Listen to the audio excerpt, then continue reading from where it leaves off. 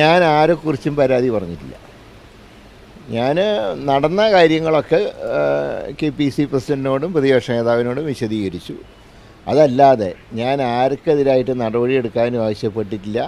ആരെക്കുറിച്ചും ഞാൻ പരാതിയും പറഞ്ഞിട്ടില്ല. അല്ല, രാഹുൽ ഗാന്ധി എന്താ സംഭവിച്ചതെന്ന് ചോദിച്ചു ഞാൻ കാര്യങ്ങൾ അദ്ദേഹത്തിനെ ധരിപ്പിച്ചു. അത്രയും എന്തെങ്കിലും ഉറപ്പുകൾ ലഭിച്ചിട്ടുണ്ടോ രാഹുൽ ഗാന്ധിയുടെ ഭാഗത്ത്? അല്ല, അദ്ദേഹം അതിൻ്റെ കാര്യങ്ങൾ അറിയാൻ വേണ്ടി വിളിച്ചതാണ്.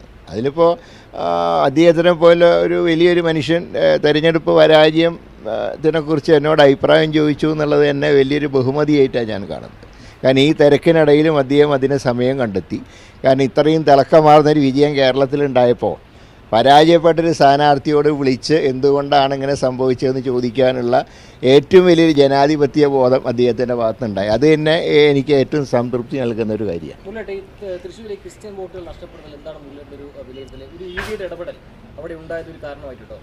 അല്ല, അങ്ങനെയൊന്നും നമുക്ക് പറയുന്നത് ശരിയല്ല. കാരണം ഒരെലക്ഷനോട് കൂടിയിട്ട് ലോകം അവസാനിക്കില്ലല്ലോ.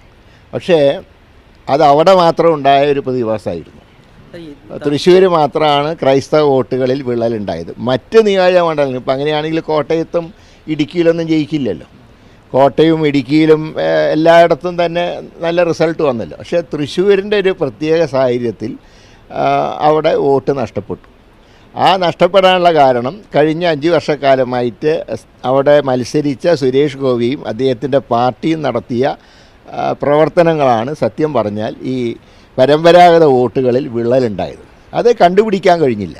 ഈ പ്രവർത്തനങ്ങൾ സുരേഷ് ഗോപി നടത്തിയ പ്രവർത്തനങ്ങൾ സംബന്ധിച്ച് താങ്കളും പാർട്ടി മനസ്സിലാക്കിയില്ല എന്ന് പറഞ്ഞു. അപ്പോൾ TN പ്രതാപൻ ഇതൊന്നും താങ്കളെ കൃത്യമായി കൺവേ ചെയ്തില്ല. കാരണം അങ്ങയുടെ തെരഞ്ഞെടുപ്പിൻ്റെ പ്രധാനപ്പെട്ട ചുക്കാൻ പിടിച്ച ആളുടെ TN പ്രതാപനാണ്.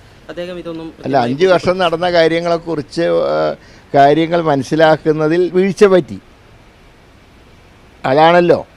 അല്ലെങ്കിൽ MP ആണല്ലോ അത് കൃത്യമായ പൾസ് അറിയുന്ന ആൾ. അദ്ദേഹത്തെ കൃത്യമായി താങ്കളോട് കമ്മ്യൂണിക്കേറ്റ് ചെയ്യാമായിരുന്നുവല്ലോ.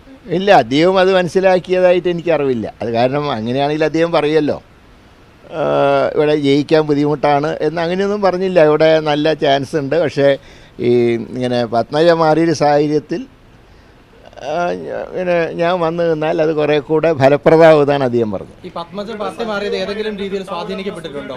1% പോലും അത് ബാധിച്ചിട്ടില്ല. അത് പത്മജ കോൺഗ്രസിൽ ഉണ്ടെങ്കിലും റിസൾട്ട് തന്നെയായിരിക്കും. ഈ തെരഞ്ഞെടുപ്പ് രാഷ്ട്രീയത്തിൽ വിട്ടുനിൽക്കാനുള്ള തീരുമാനം അതിലൊരു മാറ്റമില്ല.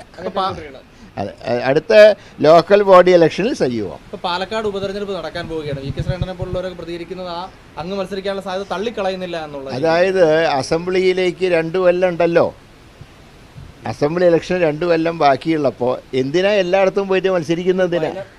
വയനാട് ഉപതെരഞ്ഞെടുപ്പ് സംബന്ധിച്ച് ചർച്ചകൾ നടക്കുന്നുണ്ട്. അങ്ങയുടെ പേരും ഉയർന്നു വരുന്നുണ്ട്. അവിടെ രാഹുൽ ഗാന്ധി ഒഴിയുകയാണെങ്കിൽ പ്രിയങ്ക ഗാന്ധി വരണമെന്നാണ് വയനാട്ടുകാരും കേരളത്തിലെ കോൺഗ്രസ്സുകാരും ആഗ്രഹിക്കുന്നത്. അത് പൂർണ്ണമായിട്ടും ശ്രീ രാഹുൽ ഗാന്ധിയുടെ പരിഗണനയ്ക്ക് വിട്ടിരിക്കുകയാണ്. അല്ല, ഞാനല്ലെങ്കിലും ഇനിയിപ്പോൾ MP അല്ലാത്ത സ്ഥിതിക്ക് ഡൽഹിക്ക് വരേണ്ട ആവശ്യമില്ല. പക്ഷേ കേരളത്തിൽ ഇപ്പോൾ നേതൃത്വം തലത്തിലെ അല്ലെ തൽക്കാലം 1 വർഷത്തേക്ക് പ്രവർത്തനം. ഇപ്പോൾ കേരളത്തിൽ നിയമസഭാ തെരഞ്ഞെടുപ്പ് നടക്കാൻ പോയിട്ട് 2019 സംഭവിച്ചത് വലിയ വിജയം നേടിയെങ്കിലും നിയമസഭയിൽ വലിയ തിരിച്ചടി ഉണ്ടായി. ഇപ്പോൾ പൊതുവെ വരുന്നത് കോൺഗ്രസ് നേതൃത്വം കുറെ കൂടി ശക്തമായ രീതിയിൽ ഇടപെടണമെന്നാണ്. അപ്പോൾ ആ സാഹചര്യത്തിൽ അങ്ങ് കേരളത്തിലേക്ക് പ്രവർത്തനം മാറ്റുകയാണെങ്കിൽ, നിയമസഭാ തെരഞ്ഞെടുപ്പ് ലക്ഷ്യമിട്ട് പ്രവർത്തനം മാറ്റുകയാണെങ്കിൽ കുറെ കൂടി പാർട്ടിക്ക് ഗുണകരമാവില്ലേ അത്? അല്ല, പ്രവർത്തനം ഞാൻ പറഞ്ഞല്ലോ, ലോക്കൽ ബോഡി വരെ ഇങ്ങനെ പോട്ടെ. കുറച്ച് കാര്യങ്ങളൊക്കെ ആലോചിക്കാനും കാര്യങ്ങളെ തീരുമാനിക്കാനൊക്കെ ഇല്ലേ ഇനി. അടുത്ത ഇലക്ഷനിലെ കാര്യങ്ങളെക്കുറിച്ചൊന്നും ഇപ്പം എൻ്റെ മനസ്സിലേ വന്നിട്ടില്ല. പ്രതിപക്ഷ നേതാവ് ഇന്ന് വീട്ടിലേക്ക് വന്നു, പക്ഷേ അവിടെ അങ്ങ് ഉണ്ടായിരുന്നില്ല. അപ്പോൾ ഈ കമ്മ്യൂണിക്കേഷൻ ഇല്ല, ഞാൻ അറിഞ്ഞില്ല. അങ്ങനെ വന്നു എന്ന് ഞാൻ ചില ചാനലിൽ കൊണ്ടുപോയി. വന്നോന്ന് എനിക്കറിയില്ല. വന്നിട്ടുണ്ടെങ്കിൽ എന്നെ വിവരം അറിയിക്കില്ല. വീട്ടിൽ അറിഞ്ഞിട്ടില്ല വിവരം. താങ്കളെ വിളിക്കുകയും ചെയ്തിട്ടില്ല? ഇല്ല, വിളിച്ചിട്ടില്ല. വിളിച്ചിരുന്നെങ്കിൽ ഞാൻ ഉറപ്പായിട്ട് പറയുമായിരുന്നു ഡൽഹിക്ക് വരികയാണെന്ന്. അത് ഞാൻ അറിഞ്ഞില്ല. അങ്ങനെ വന്നോന്ന് എനിക്ക് ഇപ്പോഴും ഉറപ്പില്ല. 2 ദിവസമായിട്ട് താങ്കൾ ഡൽഹിക്ക് വരുന്നു എന്നുള്ള വാർത്തകൾ സജീവമായിട്ടുണ്ട്. അപ്പോൾ ആ സമയത്ത് അദ്ദേഹം വരുന്നു. അല്ല, അദ്ദേഹം രാഹുൽ ഗാന്ധിയെ യാത്ര അയച്ചിട്ട് മടങ്ങുമ്പോൾ ഒരു പക്ഷേ ഞാനുണ്ടെങ്കിൽ കാണാമെന്ന് വിചാരിച്ചിട്ട് വന്നതായിരിക്കാം. കാരണം രാഹുൽ ഗാന്ധി കൽപ്പറ്റയിൽ നിന്ന് വൈകുന്നേരം 7 മണിക്കാണ് അദ്ദേഹം യാത്ര തിരിച്ചത്. അപ്പോൾ സ്വാഭാവികമായിട്ടും അദ്ദേഹത്തിന് യാത്ര അയച്ച് കോഴിക്കോട് നിന്ന് ട്രെയിൻ കയറാൻ വന്നതായിരിക്കും. പക്ഷേ വന്നവരെ ഞാൻ അറിയില്ല. ഞാൻ വന്നിട്ടുണ്ടെങ്കിൽ ഞാൻ തീർച്ചയായിട്ടും പറയുമായിരുന്നു ഞാൻ സ്ഥലത്തില്ല. അല്ലെങ്കിൽ അദ്ദേഹം വരുന്ന അറിഞ്ഞിരുന്നെങ്കിൽ ഞാൻ വെയിറ്റ് ചെയ്യായിരുന്നു. തീർച്ചയായും